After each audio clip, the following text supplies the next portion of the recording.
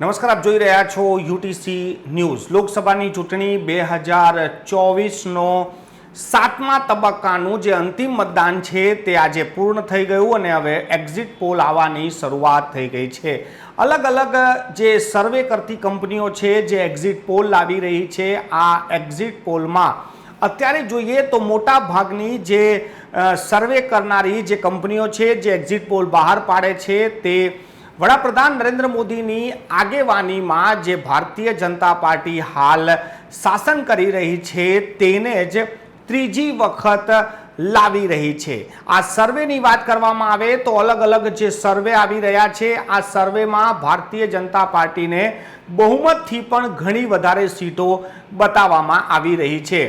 એનડીએની વાત કરીએ તો કોઈ પણ જ્યારે આપણે સર્વે લઈએ છીએ તે સર્વેમાં 325થી લઈને 370 સુધીની સીટો આપવામાં આવી છે અને બીજી બાજુ જોઈએ તો જે ઇન્ડિયા ગઠબંધન છે તેને 100-125 જેટલી સીટો લોકો આપી રહ્યા છે।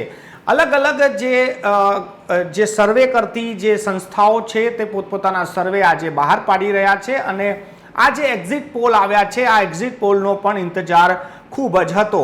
સૌથી પહેલાં જ્યારે ઓપિનિયન પોલ આવ્યા હતા ચૂંટણીના પહેલાં, ત્યારે ઓપિનિયન પોલમાં પણ ભારતીય જનતા પાર્ટીની આગેવાનીમાં જ ત્રીજી વખત સરકાર બની રહી હતી અને તેમાં 370 ને 400 સુધીના પણ આંકડા આવ્યા હતા। હવે જ્યારે એક્ઝિટ પોલ આવ્યા છે ત્યારે એક્ઝિટ પોલમાં પણ 300 ઉપર એનડીએની સીટો મળી રહી છે। જ્યારે વાત 400 પારની હતી તો કોઈ પણ એક્ઝિટ પોલ અત્યારે 400 પાર નથી બતાવી રહ્યું।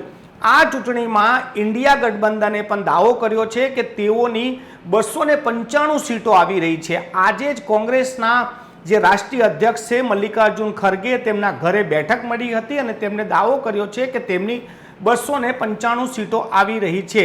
બીજી તરફ જ્યારે એક્ઝિટ પોલ આવ્યા છે તો એક્ઝિટ પોલમાં દાવો કરવામાં આવી રહ્યો છે કે એનડીએને 300થી વધુ સીટો આવી રહી છે। તમે જે બાજુમાં ગ્રાફિક જોઈ રહ્યા છો આ ગ્રાફિક ઓલ ઓવર જે એક્ઝિટ પોલ આવ્યા છે તેનું જ અહીંયા આગળ સાર બતાવવામાં આવ્યો છે। સીટો ઉપર નીચે થઈ શકે છે કેમ કે આ ખૂબ જ ઉતાવળનું કામ છે। અત્યારે જેટલા પણ સર્વે આવ્યા છે તેમનું જે કન્ટેન્ટમાંથી આ એક ફાઇનલ કન્ટેન્ટ અમે તમને બતાવી રહ્યા છે।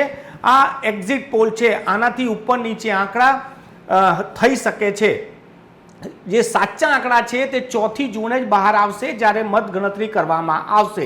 અત્યારે આપણે વાત જો ગુજરાતની કરી લઈએ તો ગુજરાતમાં અત્યારે જેટલા પણ એક્ઝિટ પોલ છે તે 26 સીટો બતાવી રહ્યા છે, પરંતુ 2 થી 3 જે એક્ઝિટ પોલ છે તેમાં ભારતીય જનતા પાર્ટીને આ વખતે 2 થી 3 સીટોનો લોસ પણ બતાવવામાં આવી રહ્યો છે। જો કે વધારે પડતા જે એક્ઝિટ પોલ છે તે 26 બતાવી રહ્યા છે અને અમુક જે 2-3 એક્ઝિટ પોલ છે તેઓ 2 થી 3 સીટો નુકસાન બતાવી રહ્યા છે। ભારતીય જનતા પાર્ટીને જો ગુજરાતમાં 2 થી 3 સીટો નહીં પરંતુ 1 સીટનો પણ જો નુકસાન થાય તો તે ભારતીય જનતા પાર્ટી માટે સારું નથી, કેમ કે વર્ષોથી 26 બેઠકો ભારતીય જનતા પાર્ટી જીતતું આવ્યું છે।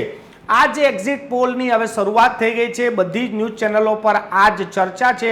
તમારા હિસાબે એનડીએને કેટલી સીટો મળી શકે છે, ઇન્ડિયા ગઠબંધનને કેટલી સીટો મળી શકે છે, આ તમે પણ બતાવી શકો છો નીચે કોમેન્ટ કરીને।